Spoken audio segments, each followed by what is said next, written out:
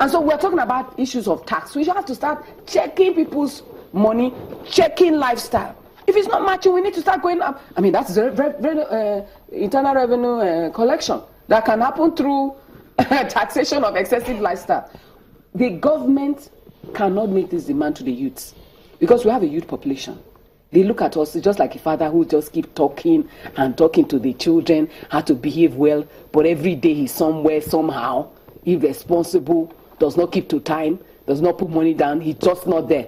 The children will just be mocking him behind, especially today's kids. They are worse. They are not like us who feared our father sat down when they told us to sit down. The children of these days, they are not interested. But it's amazing that we are still in peace, even with the youth. So we should not allow this thing to extend, this recession to extend, without looking inward. Because really, Auntie Alara, we have so much. If there's a country that is blessed, it's Nigeria. But it is the attitude. Attitude. Take, for example, we have rich people who are not investing in industry. What exactly are they investing inside? You go and put your money abroad where people are borrowing it at 6%. The countries over there, they are borrowing it at 6%, 8%, 1% sometimes. 1%. And here we are borrowing at 23%. What manner of individual are you? I'm not even talking about the thief. I'm talking about even businesses, philanthropists, oil magnates, men who have money, that in their own states, they have not built industry. The question is why? If they were all interested in industry, we will have electricity. Because they will place a demand on government. So there's so much that is happening that as a nation, we need to look inward. And that change, let's push it forward. I think you mean so much that needs to happen. Yes. You said there's so much happening. Okay. It's not happening yet. Yes. Now let's look at politics. Yeah. As long as politics remains a matter for the highest bidder, the person who has the deepest pocket, we are going to face these kinds of problems because we have a Wakama calling from Bayelsa. Before we get into that question, Wakama, please. Hello, Wakama. Yes, I'm on you. Yes, go ahead. Okay, good morning. My name is Wakama from Bayelsa. We know that. Yes, my name is Wakama from Bayelsa. Okay. Okay, I want to say that the problem we actually have is not the change beginning with us. Yes? oh, we lost him. No, he's still there. His TV, the volume of his television set is up, so he's hearing himself on the television. Wakama, are you there? Okay. Sorry, you were asking a question. Yeah, okay. So as long as politics is a business, is an investment, and when you get there, you need to reap your money back with profit, then we got big issues, haven't we? People are not going there to serve. They're going there to oppress others, to prove points, and to make money. We hear, I mean, there's social media is awash right now about what our National Assembly members earn. And we hear that senators take home something like 20 million naira a month. Anybody would kill to get into that position. You know, we get the leadership we deserve. It's like the chicken and the egg story. We get the leadership we deserve. I.e. being that, as a people, the elite class of Nigeria also has a role to play. The big role. The big role. Because the reality is that where there is no education and understanding, people can be taken advantage of. The reality is that each one of those people claim they were elected. Claim. Yeah. And so if our democracy is by election, not by appointment, shouldn't we as citizens also take responsibility? And that's where the civil society comes in, the churches come in, the mosques come in. How do we prepare people for leadership? Because as long as the same people are being prepared, our leaders are not from Kenya, they are not Ghanaians, they are Nigerians. So if a Nigerian person has a kind of attitude, the change is needed, right even into the grassroots.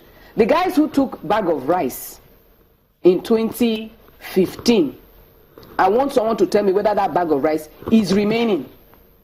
Because I can tell them that that bag of rice, even if they took just a cup a week, by now the bag of rice is gone. And so those who took Maggi and took salt, the villagers who we need to go to and start warning them. Look, as long as we vote in these irresponsible individuals whose lifestyle has never shown patriotism, who they have never been committed to their own society, we will get this kind of leadership. So I think on the social level, we need to take responsibility. Also, that's where we come in. Leadership can't do that. It becomes society. That's where family comes in. That's where education sector comes in. That's where the churches and the religious organizations come in to teach us that leadership is not about consumption. I mean, the holy books tell us that leadership is about servanthood, sacrifice, giving of yourself. Where is that kind of leadership in Nigeria? Where leadership are the ones sacrificing. So the ideology, right now all of us are making noise. Oh. We are all shouting and crying. Yes, recession is here. In the next 2 years, elections will start. Who said that if you keep repeating the same thing and you're expecting a different result, it's called madness. Well, Ajana from K2. Hello, Ajana. Good morning. Good morning. Good morning, madam.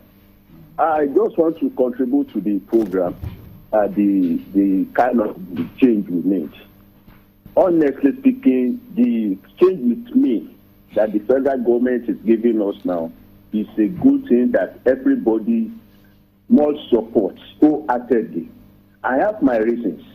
You see, all these leaders, they are products of the society. They go to Abuja from their local communities. They are what the society produce. And we need to change our value system, as Madam rightly said. The value system, I mean, you see, Nigeria, we celebrate mediocrity. We celebrate words. We don't celebrate brains. You see, my friend, when I was in University of Ilorin, a man was made commissioner of works.